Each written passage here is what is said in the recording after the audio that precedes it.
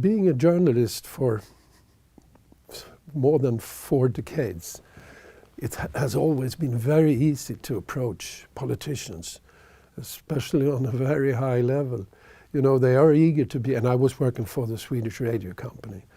So just giving a call to a secretary to a politician in the parliament or even in Brussels, no problem. They were always easy to reach, and they were very willing to come to the studio or to make an interview by telephone. But on that level now, conducting these kind of studies, even if I told them this is something done for the EU, with the European money, to understand and to investigate, is there a lack of trust within the system? They were not that eager to come and answer the questions. And I had to ring, I had to make all these emails until some of them finally surrendered, but they were not that eager. And that was quite a difference, being a journalist working for a big company and a national company like the Swedish radio. So that was one big difference for me. On the other side, it was much easier to reach, I would say, important persons for the civil society organizations. Even if Greta Thunberg finally turned down my question, she didn't have time to be interviewed. It would have been nice to have her among those grassroots organizations.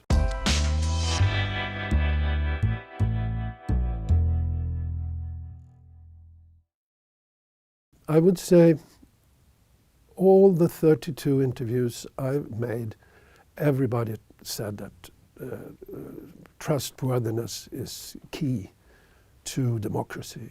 That was, I would say, one of the most important findings, being the one conducting most of these interviews. I would say that is typical for the Nordic or Scandinavian countries.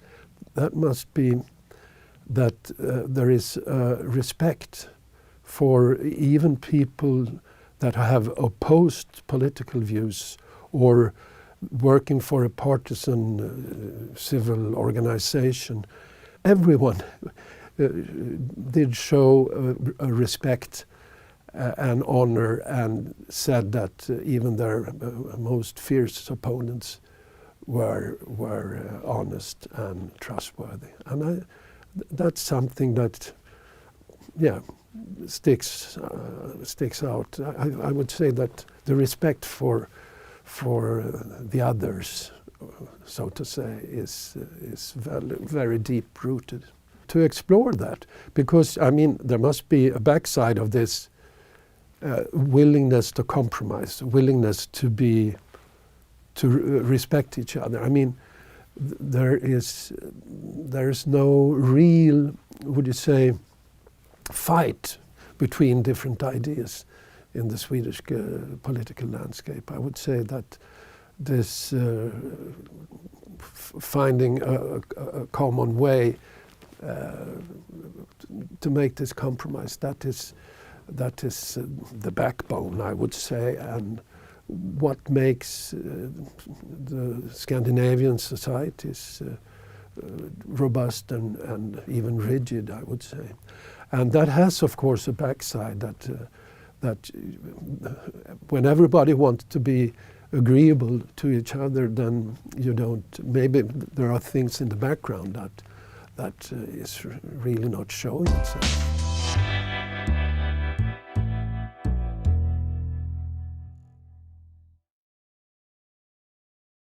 If you speak to a member of parliament, they don't meet they are supposed to meet their constituency every week. Every Monday they are free to be in their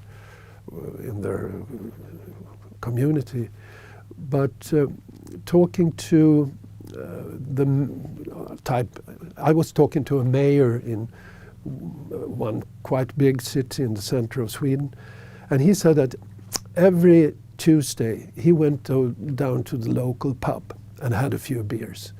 And that the idea was to meet his constituency, to meet the people in his community, to talk to them and to face their ideas. And that's trust in a way. And he said, I do it because I want to be challenged and I want to meet them and I want to answer all their questions or even face their anger. And I did like that. And I met, of the 32, I met 2 such people who said that this direct way of democracy is a very good way of working. Another finding, what should it be? It has been said for decades that the European system is out of touch with reality.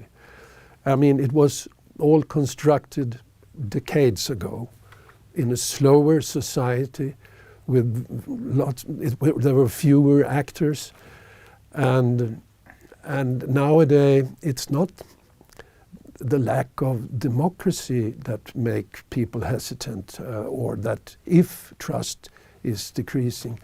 I would say it's the system and the lack of transparency. You know, the machinery, the European machinery is outdated. When I get my new iPhone or my Galaxy or whatever they make, it's updated every year, isn't it? And you buy a new car and you have new electronics, new devices for security and whatever. And this system, it runs the way it always been running. So I would say one conclusion after having done all these interviews, I would say that it is the system, the European system should be more open, more transparent, more direct, faster, and Brussels should show a way to be more in people's everyday life.